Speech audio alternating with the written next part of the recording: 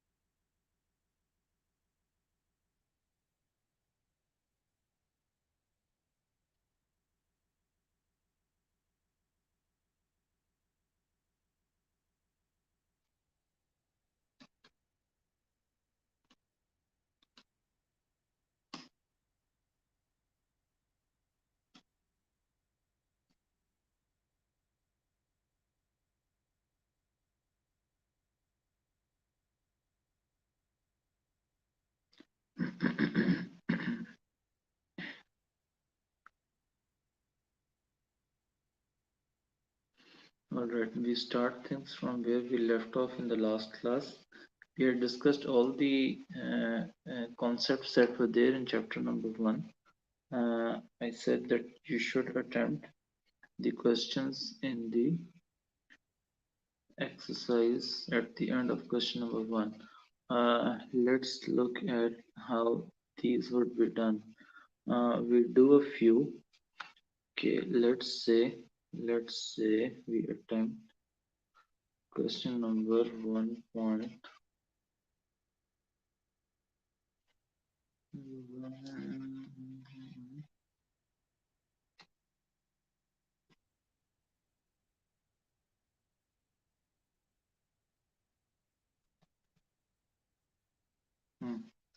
Question number 1.8a.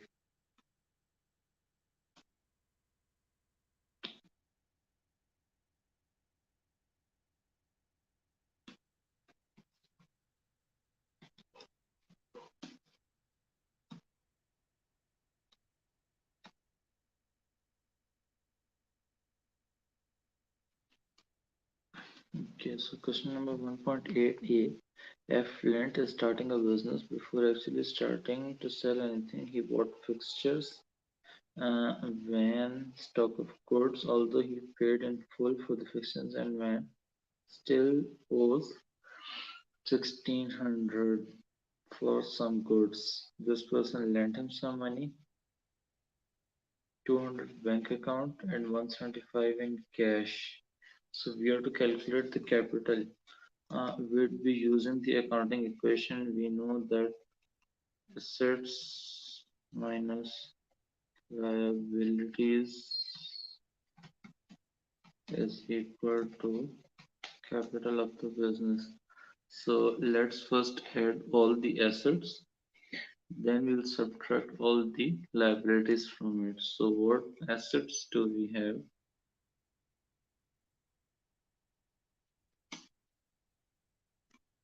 Okay, what are the assets of the business? Fixtures 1200, so he's got 1200. Van 6000. Stock of goods 2800.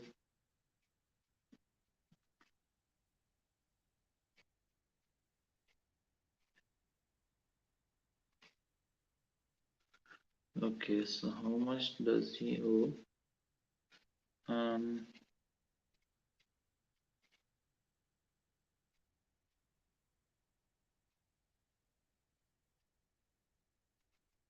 1600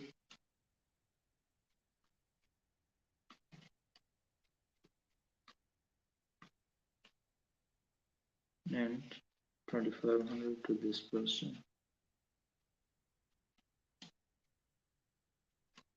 Then it says he has 200 in bank account and 175 cash in hand. So he has 200 in bank account and 175 as cash in hand. So capital will be the sum of this. The capital of this person is equal to 6275. Assets minus liabilities. This would be the capital that he has. Okay.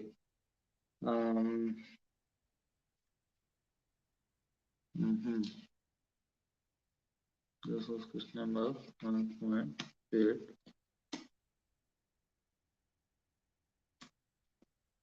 Okay.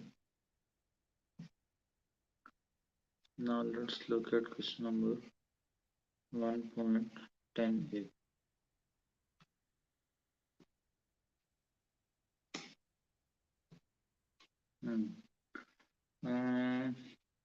Look at capital. A breaks balance sheet as at 30th June 2016. So we've got a break. We've got statement of financial possession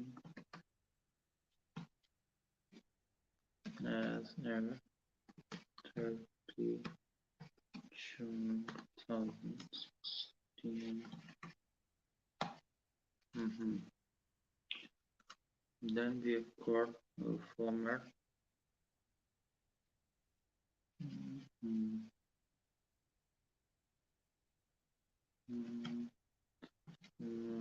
In rounds are still figured out. Where is the, let's do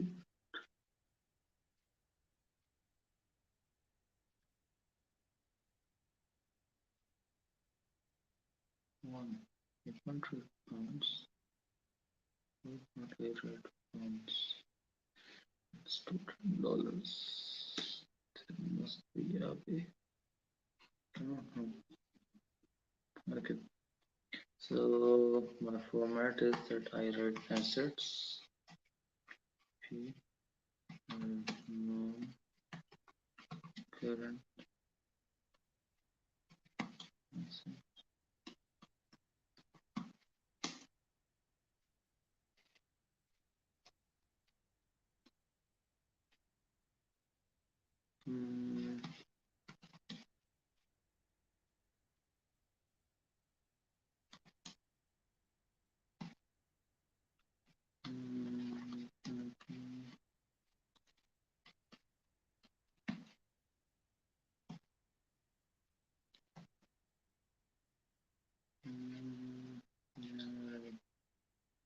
Capital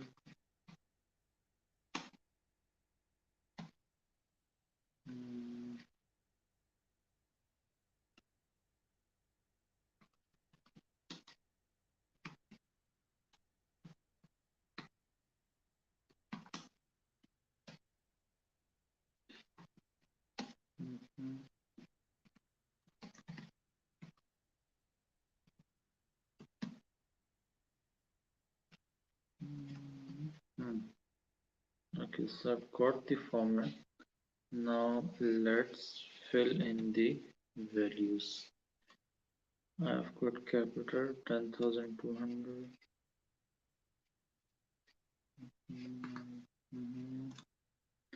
Then I'm told equipment 3,400, assuming equipment, not assuming, usually equipment is non-current asset 3,400. Creditors 4100. So creditors are in current liabilities.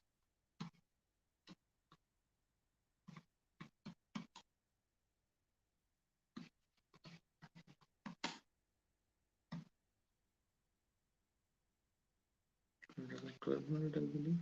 4100. Then it says stock of goods worth 3600. Stock of goods is my current assets. This is how much? 3600. Then we have got debtors or accounts receivable, which is 4500. Debtors is 4500. Then I've got cash at bank.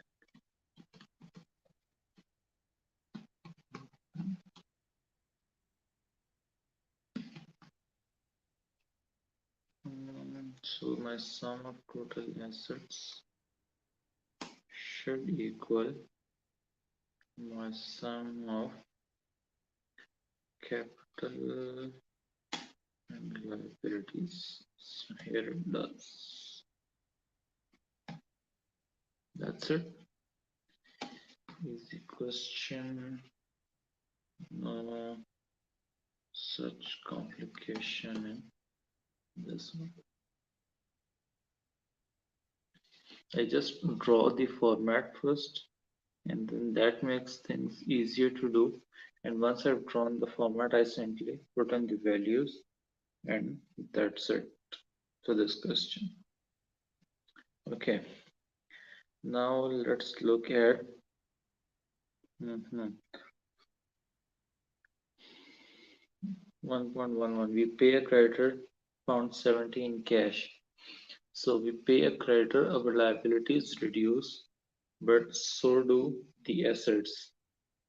Specifically the asset of cash or bank, depending on whether we are paying in hard cash or whether we are paying through a check.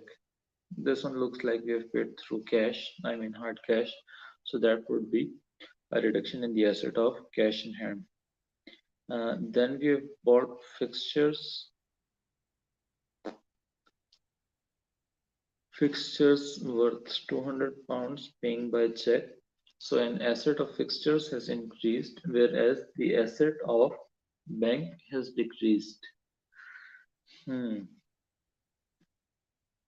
Bought goods on credit, 275 pounds. So we buy goods on credit, our inventory increases, and since we have bought good and so assets increase, and since we have bought goods on credit, our liabilities also increase. Proprietor introduces 500 pound cash into the firm. This would mean that the assets of the business increase because he has put in more cash in business, but also the capital will increase since it's the owner who has introduced this amount into the business. A person, J. Walker, lends us pound 200 in cash, so the asset of cash increases, as does the liability. Now we owe an amount of 200 to J. Walker, so liabilities increase as well as assets increase. Debtor pays us pound 50 by check. The asset of debtor decreases while the asset of bank increases since he has paid us through a check. We return goods costing pound 60 to a supplier, okay, whose bill we had not paid. So we have an outstanding liability against which we had bought some goods. So when we return the goods, that would reduce the assets of the business, but that would also reduce the liabilities. Since we have returned those goods, we do not have to pay them for those goods anymore. So asset increases and liabilities,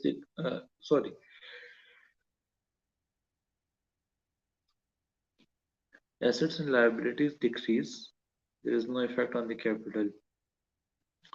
Bought additional shop premises paying 5,000 by check.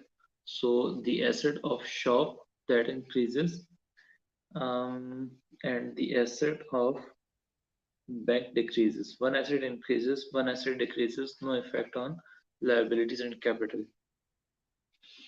Hmm. Hmm. Hmm. Hmm. Hmm.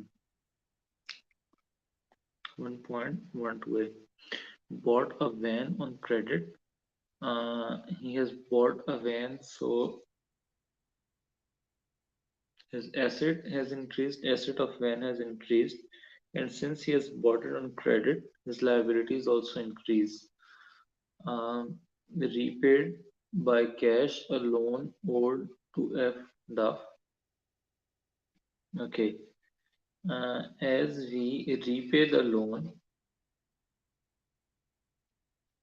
repaid by cash, the asset of cash would decrease, so would the liability. So an assets would decrease as well as the liabilities since he has paid the loan, he has paid back the amount, his liabilities would decrease. Bought goods for 1400 paying by check. Since he has bought goods, his asset would increase, asset of inventory, and since he has paid by check, his asset would decrease. So one asset increases, one asset decreases, no effect on liabilities or capital. The owner puts further 4,000 into the business. The Since owner has introduced more money into the business, the asset of cash, has he paid by check? Uh, No, cash. So asset of cash would increase and the capital will also increase. There wouldn't be any effect on liabilities. Since owner has invested more money in business, capital would increase. So asset increases, capital increases. A debtor returns to us found 150 goods. We agree to make an allowance for them. So that person has returned us goods worth pound 150. Our asset of inventory would increase since we are receiving those goods back from the debtor. But now the asset of accounts receivable would decrease because that person has returned us the goods, so he doesn't have to pay us anymore. So the asset of accounts receivable would decrease. So one asset increases, the asset of inventory increases, the asset of debtor decreases.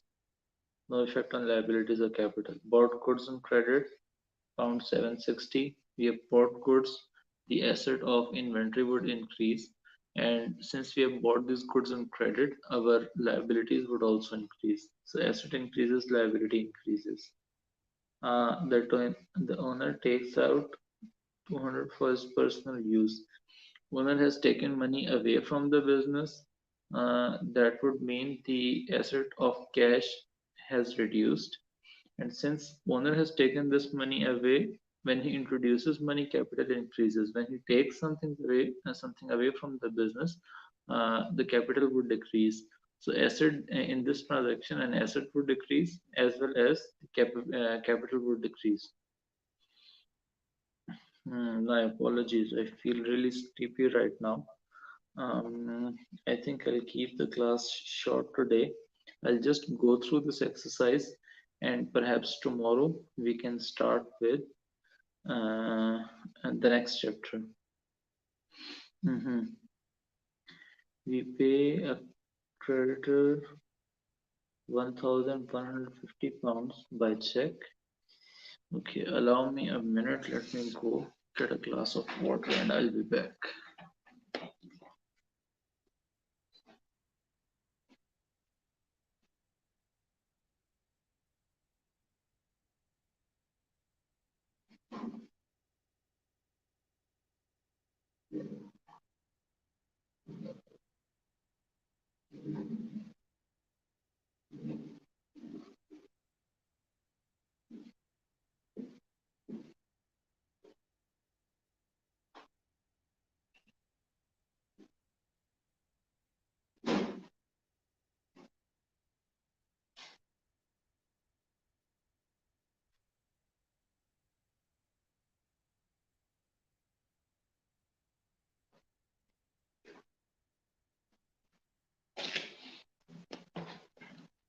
Mhm.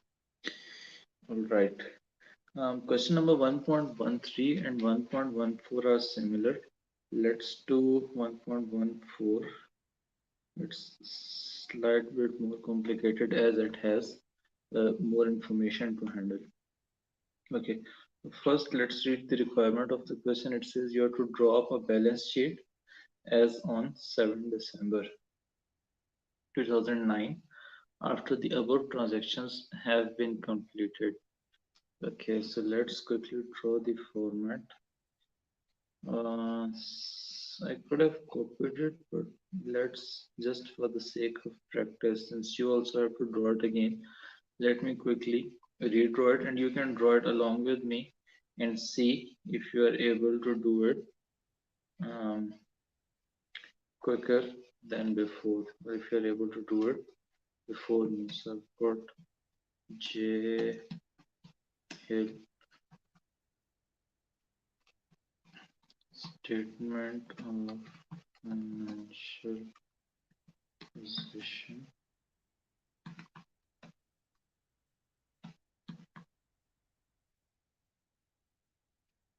as at 7 December 2019.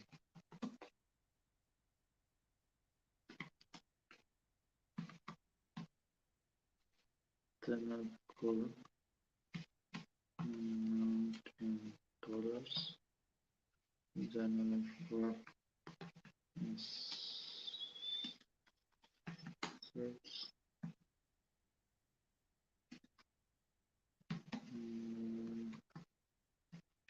current assets.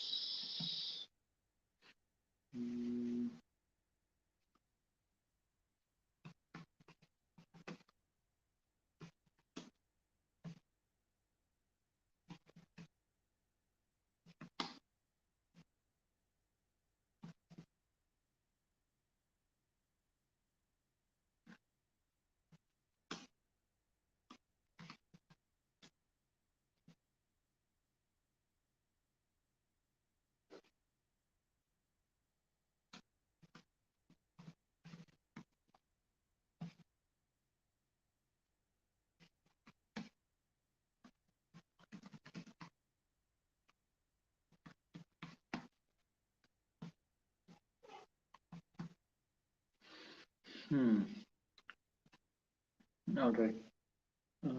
He has the following assets and liabilities on 30th November. So his opening creditors are 2800. So he has got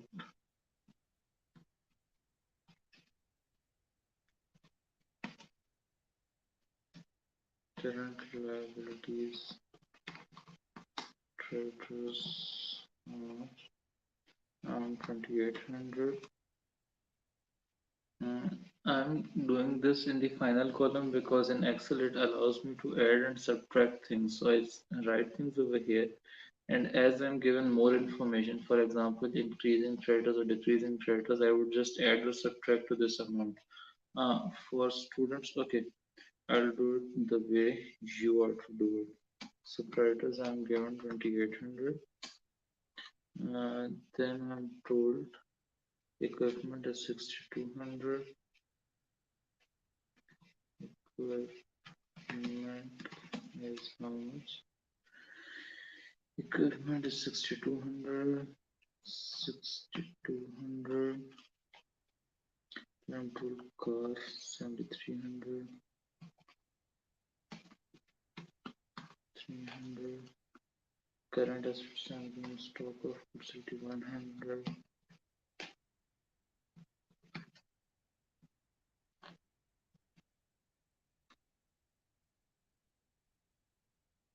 Mm-hmm. 8100. I'm given debtors how much? 4040.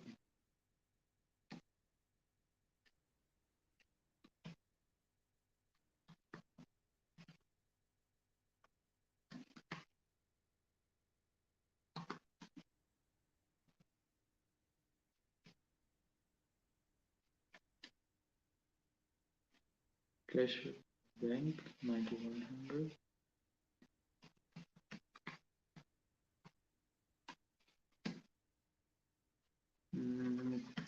cash in hand is 195. Okay, then he bought extra equipment on credit for 110. So what would this do?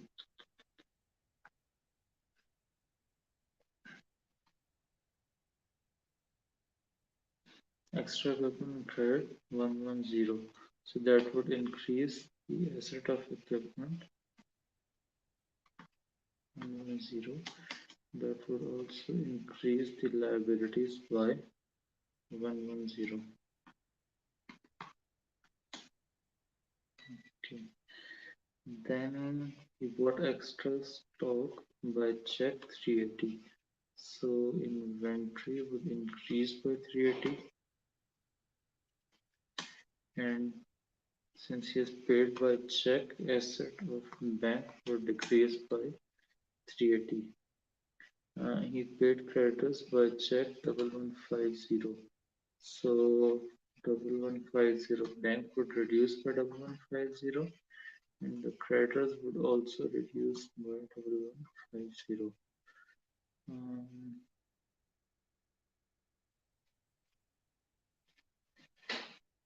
mhm. He debtors paid him 640 by check, 90 by cash. So debtors have paid him 640 by check and 90 by cash. So his assets of bank would increase by 640. Asset of cash would increase by 90.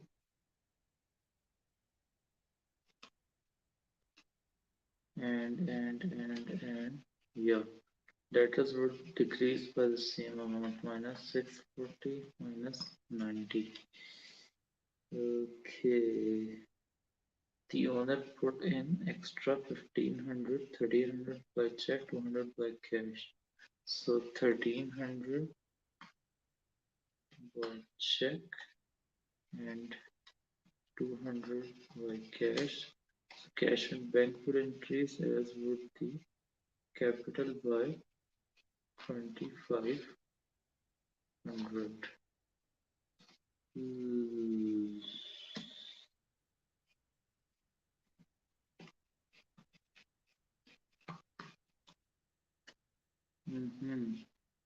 So we aren't given the initial. Let's quickly calculate the initial capital. We had the creditors 2800. All these are assets. So 6200, 6200, 7300, 8100. Debtors are 4059. Cash at bank is 9100. Cash in hand is 95. These are his total assets, and his liabilities were 2800.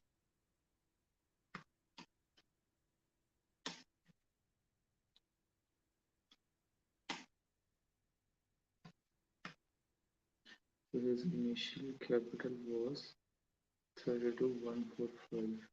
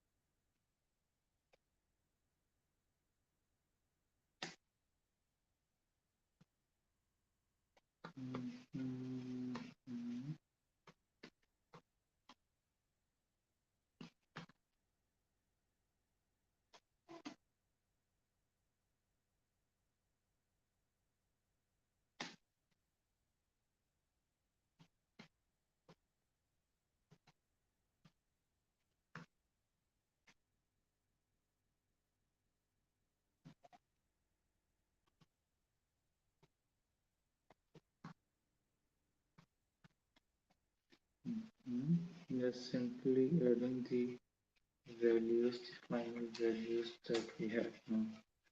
Okay, so this will become 0.100 minus 380 minus 1150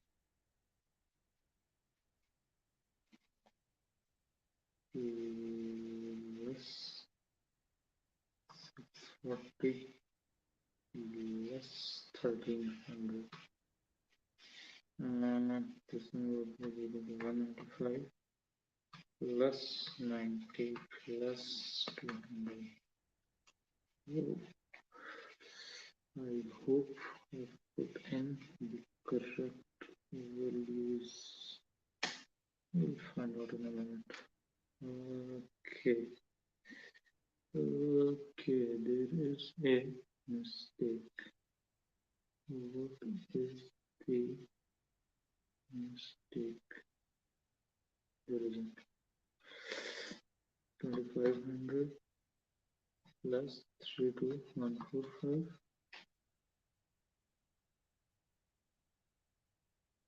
is equal to 2800 plus 110 minus 150.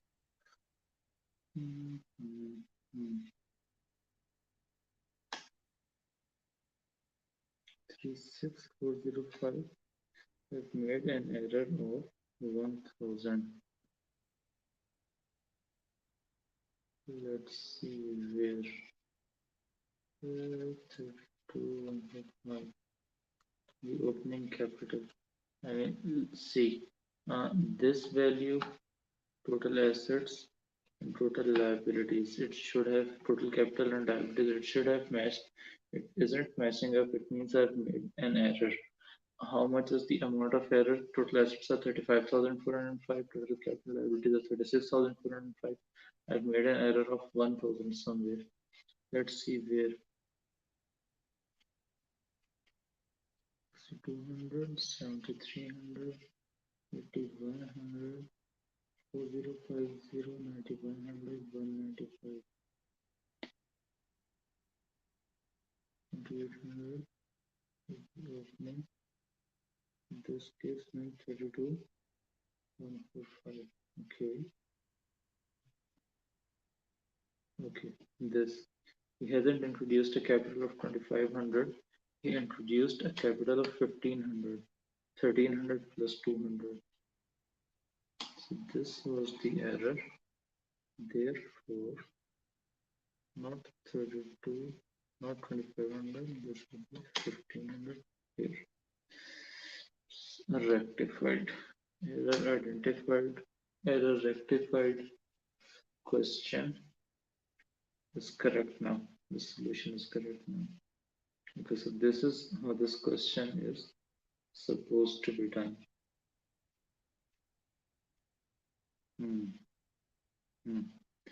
Now let's quickly look at the past papers. Let's just look at the past papers of 2019 summer.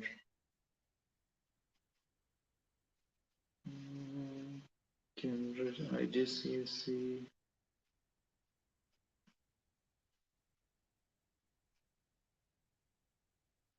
Accounting.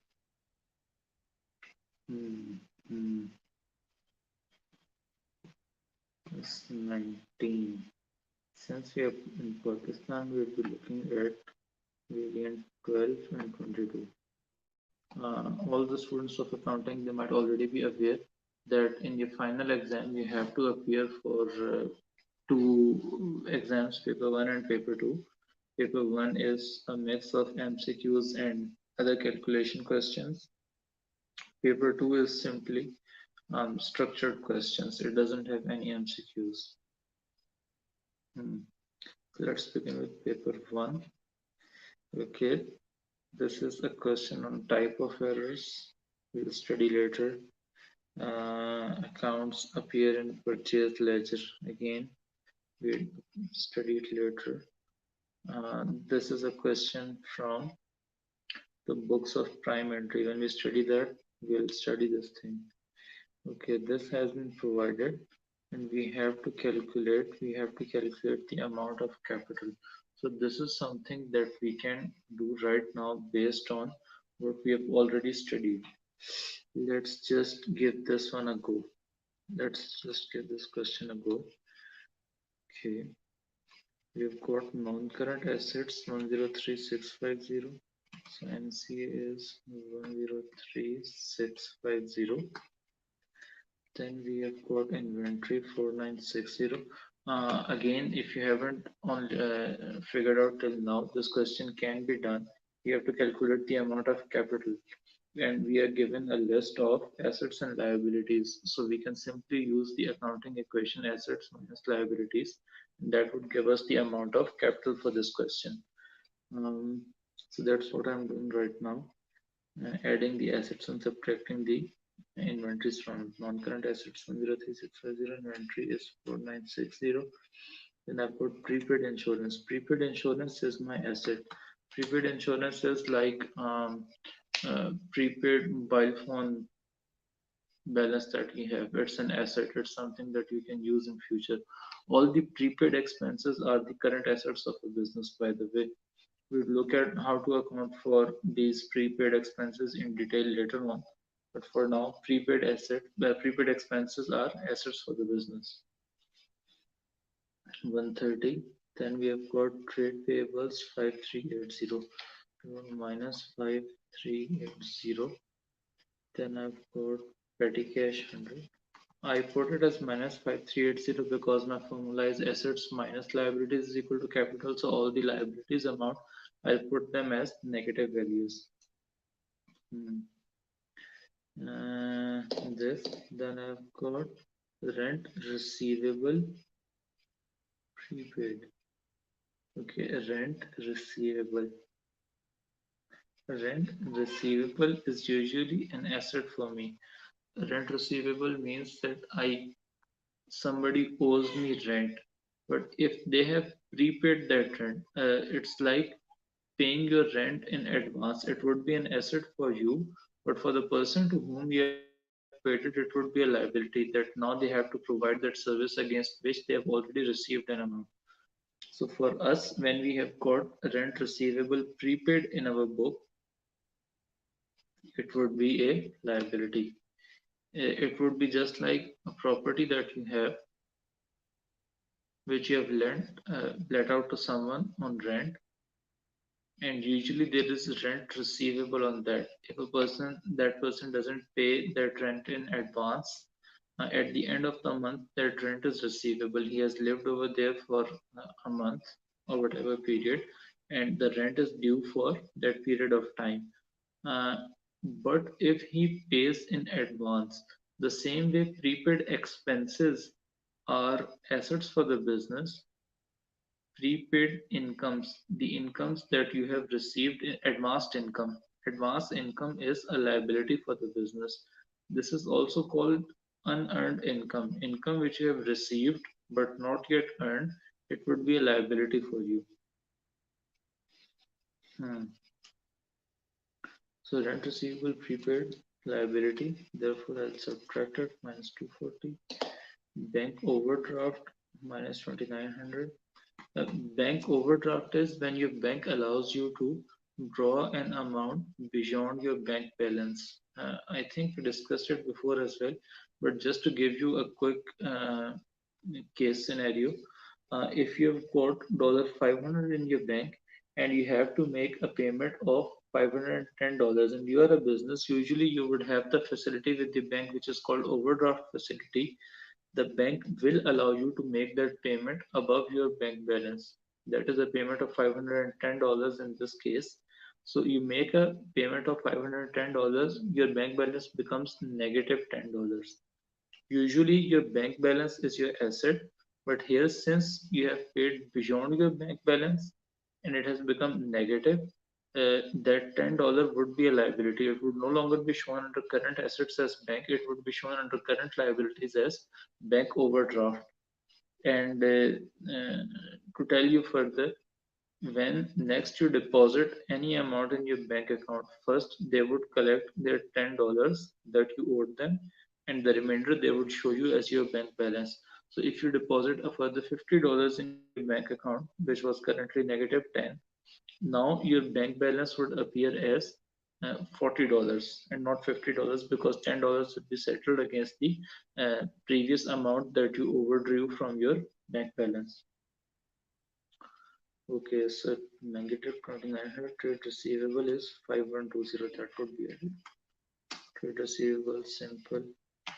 Accounts receivable. Okay, 105440. So option A is the correct option in this one. Okay. Okay. Question number E, we would learn when we have done the principles of debit and credit, and we have done the books of original entry. Okay. We have 10 MCQs in paper 1. Customer, supplier, sales ledger, debit balance. Question from books of original entry. Advertising expenses, this much, this much, this much.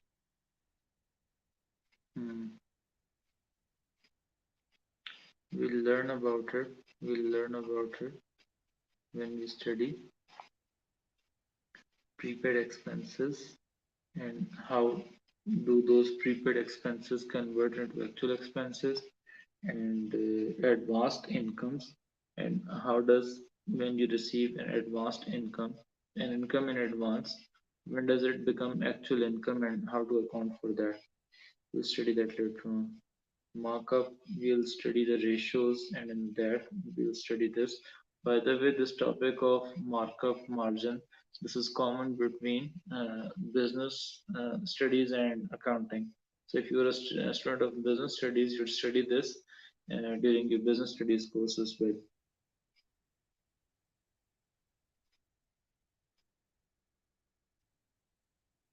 Mhm.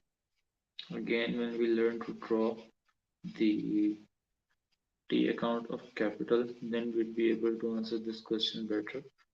Even though you can do it intuitively right now, if one of you wants to give it a go, you may. But I won't discuss solution of this one right now. I will discuss it later on when we have actually done this topic. This one, by the way, you should be, if you are able to do sums like grade 8 story sums, this is something that you should be able to do.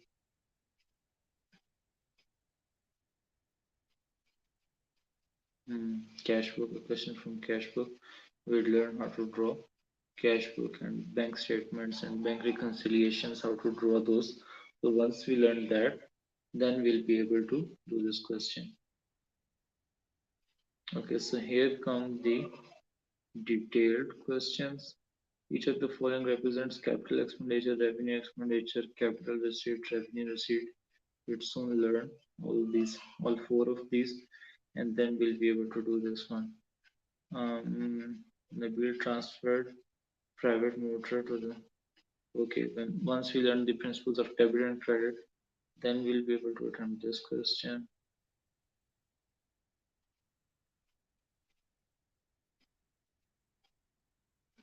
We haven't done.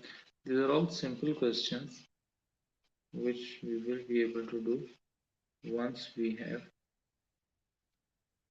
studied the relevant topics.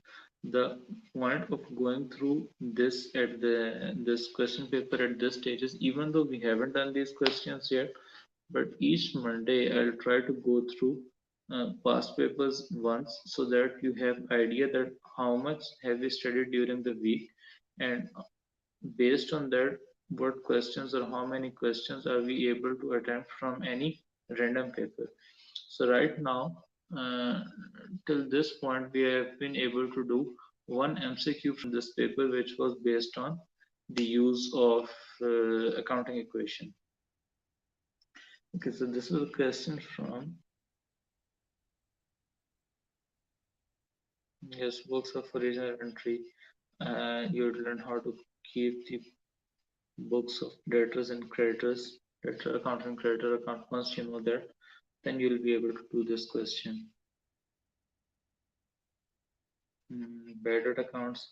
Bad debts is the case. Okay, when you're doing a business and you have got a lot of okay, credit transactions are quite normal in a business. So you buy goods on credit and you sell goods on credit. That's quite a normal thing in the business. Um, when you have got credit customers, people who have bought from you and agreed to pay you at a later date, when you've got credit customer, there sometimes arises a situation where your customer is unable to pay you. There could be a number of reasons why. It could be due to bankruptcy of the customer. It could be due to some dispute between the quality of goods or the quantity of goods which was delivered. But in any case, if your customer, hmm, hmm, hmm, if your customer does not pay you the money for which he has got the goods, that is a case of bad debts.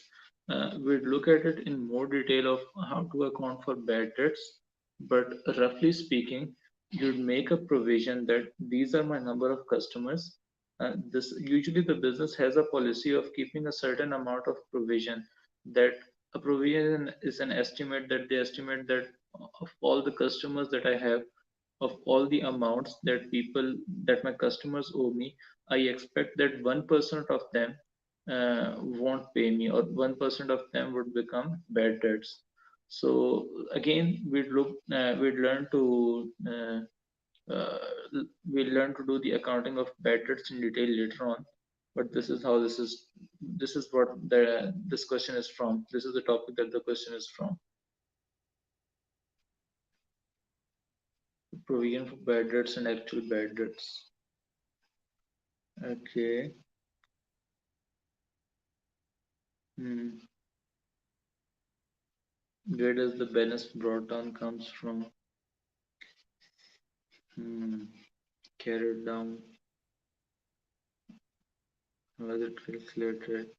What part of it goes to the income statement? What is prudence? We'd learn these accounting concepts as well later on. How Hamila is applying the principle of accruals.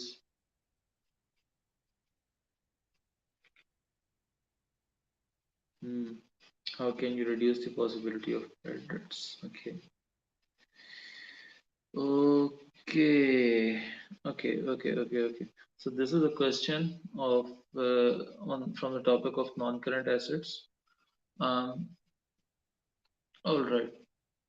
When you've got non-current assets, for example, equipment, for example, building, it is quite normal that at some date you decide to sell that asset. For example, you've got a machine and you want to buy a new one, so you want to dispose of the old one. Or perhaps you're changing the way you're doing your business, so you no longer need this machine. You want to dispose it off. So whenever you've got an asset and you have used it for some time, any asset, even if you haven't used it, once you have bought it and then you decide to sell it, there could be three situations. You sell it for the amount, for its current amount, for the amount that it appears in your books, so you'll have no profit or no loss. You sell it for the same amount for which it appears in your book. The other case could be that, for example, the book value of this asset is 1500 and you sell it for more than that. In that case, you would be earning a profit on the sale of on the disposal of this asset. The other case could be that the book value of this asset is 1500 and you sell it for an amount less than that. In that case, you'd be incurring a loss on the disposal of this asset. So when we learn to do the accounting of disposal, then we will know how to precisely calculate this loss or profit on disposal. It would also involve the concept of depreciation. You have got an asset, you have used it for some time. There would be some depreciation. It would have lost some value along the way. And then when you sell it, how much was it worth? How do you calculate its book value? and then what is the amount that we are getting for this asset. So book value compared with the disposal proceeds, the amount that you get for disposal, and then you calculate the profit or loss on disposal. Hmm. Okay, so here they tell you to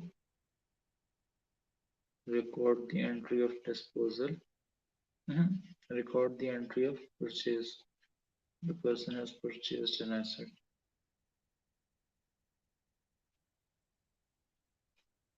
Depreciation. You learn how to do it. Depreciation.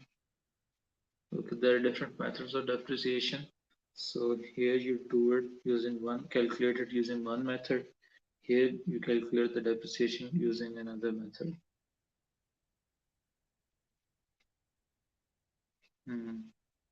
How is depreciation recorded in the income statement? Okay.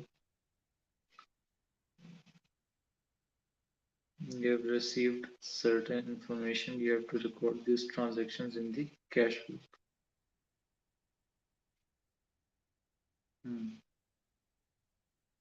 So here's the format of the cash book. Yes, you have to fill in this format using this information which has been given.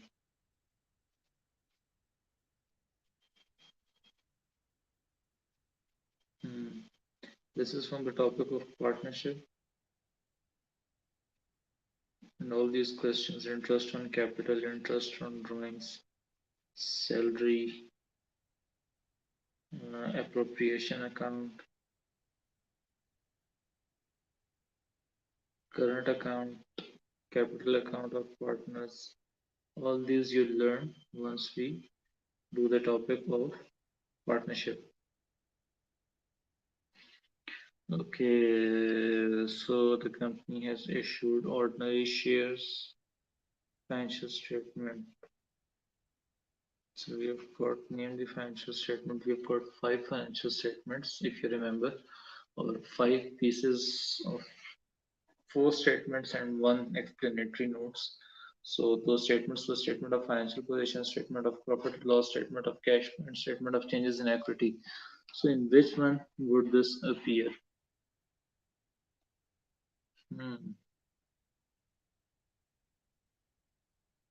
So the prepared income statement, change in equity. Financial. Where would ordinary share capital appear? Where would wages appear? Where would general reserve appear? So on. We'll be able to answer this one better once we learn all these statements, how to prepare all these statements.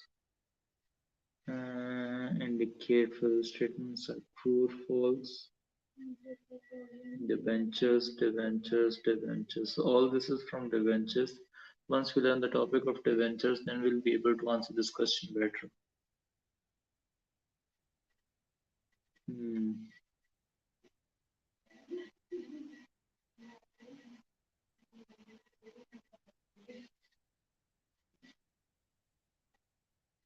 Following information. Okay. Calculate current ratios. This ratio analysis is a separate topic, and once we go through this topic, you'll be able to answer these questions. You'll be able to do current ratio, quick ratio, gross profit ratio, gross profit margin, and so on. All sort of things. Liquidity ratios are usually divided into profitability ratios and liquidity ratios. So yes, once we go through this topic, you'll be able to answer these questions. This topic is almost towards the end of the curriculum. So once you have done that, you'll be able to answer this one. Okay. Okay, working capital. Working capital again is a topic that is common between business and accounting. So this is something that you'd be learning in. If you're doing IGCSE business, you'd be learning this thing in business as well. Or you could learn it while doing the accounting syllabus and use it for business. So that's it for paper 1. Let's quickly look at paper 2 as well. Okay. Okay. Hmm. Hmm. Hmm.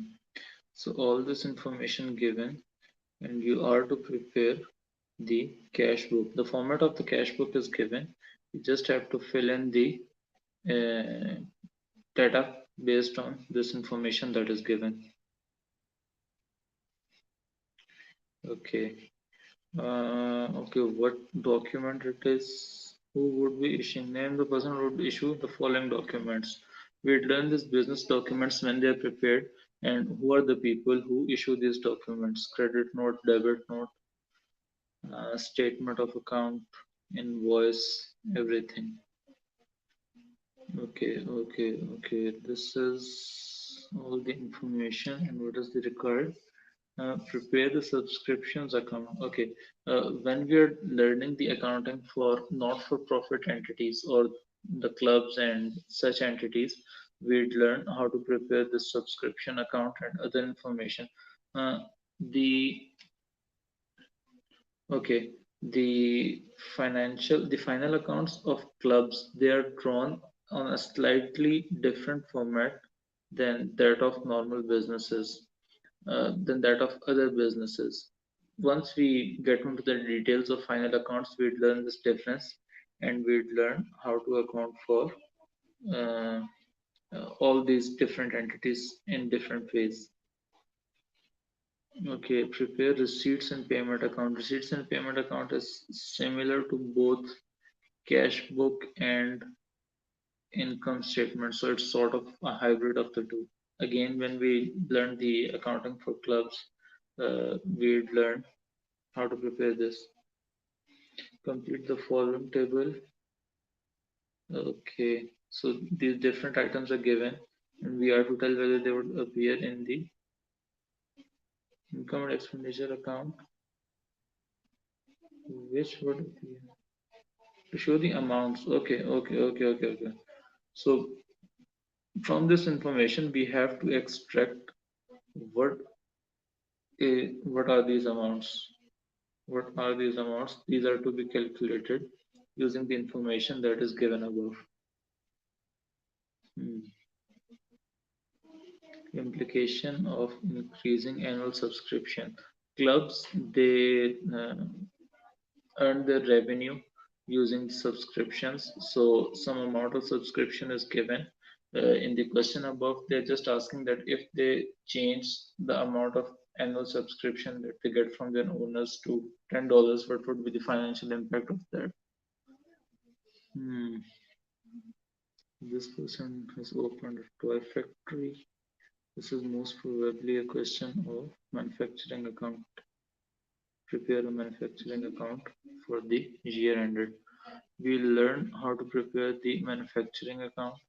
Manufacturing account is somewhat a topic of the final accounts.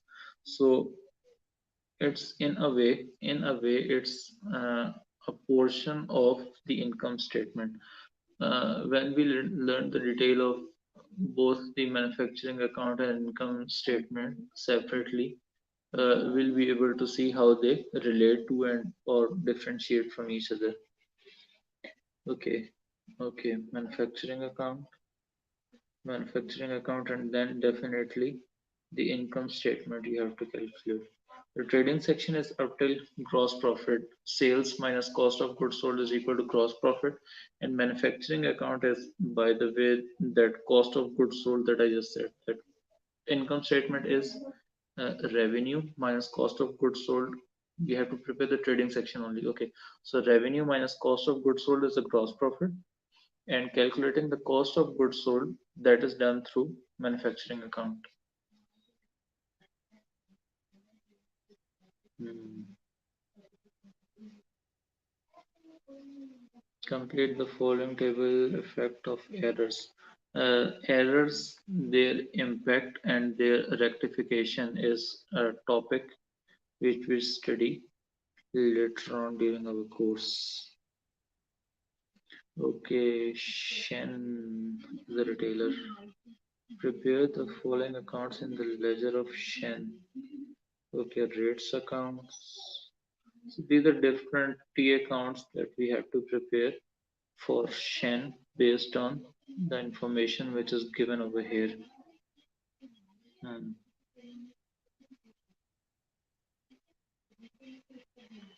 All right. Calculate the rate of inventory turnover. This is a question from this part of question is from the topic of ratios. So once we learn how to calculate accounting ratios, we'd be able to attempt this part. By the way, rate of inventory turnover is, to tell you quickly, how often is a business able to sell the average inventory or the closing inventory that it is holding.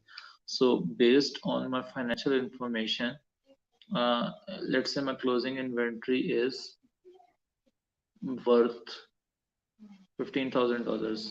How many times will I be able to sell such inventory of $15,000 during a period of 1 year? That is shown using the inventory turnover ratios.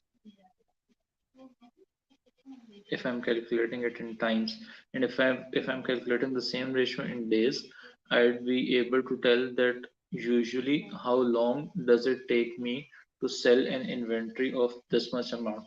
We'd look at how to calculate these ratios when we do the topic of ratio analysis. Okay. Okay, then we'll also learn whether what rate of inventory turnover is good, what rate of inventory turnover is bad, and the reasons for that. Hmm. How could that ratio be improved, and what would happen that could cause that ratio to decline?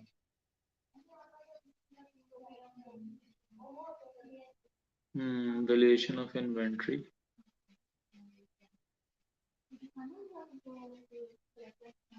Why does it do this way? When we do the topic of inventory, we'll be able to, when we learn the accounting for inventory, we'll be able to answer this question. Complete the following. Indicate whether each item would be overstated as a result of the error. So we are given an error, and what items exactly would that error impact? Again, when we do the topic of errors, then we'd be able to answer this question better. Okay, calculate trade receivables collection period. Again, a question from the topic of ratio ratio analysis. We calculate based on the financial information given. We are able to calculate how long does it take for a business on average to get money from its debtors. So this is what this question is asking, and then that is the calculation of how long does it take, and then a practical application of the topic is, can we do anything that could lower this period, and what possible implications would that have if we load this period, or if we get what our debtors owe us from them sooner. If we get those amounts from them sooner, what would be the implications of that, and whether that is achievable or not in the first place. The same way, trade payable payment period. If I'm from my financial information, I'm able to calculate how long on average does it take me to pay my creditors. What's the average time? I mean, yeah, and okay. If we change that payable, okay, let's say on average I pay my creditors every 15 days. The closing creditors amount that I have, it would take me around 15 days to settle that account.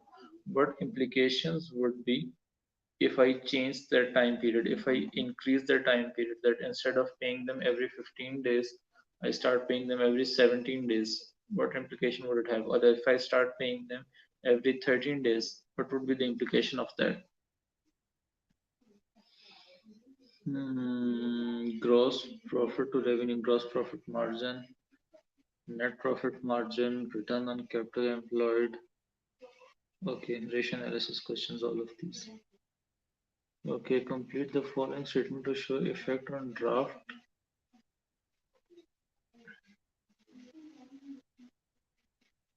Okay, a topic of error. financial statements have been prepared and we have identified that these errors were made. Now we have to calculate what would be the impact of these errors, whether they would increase the profit, decrease the profit, or won't have any impact on the profit. So we'll have to do that separately for each error. Hmm. So that's it. That's it. Question paper 2, S19. Tomorrow's class will inshallah start chapter number 2. We'd learn the double entry system. We'd learn the double entry for assets, capital, and liabilities, and will we start? Yeah, we will also start preparing the T accounts. So that's for tomorrow's class. That is for the next class. All right, all right. So we'll keep it till here and see you there in the next class.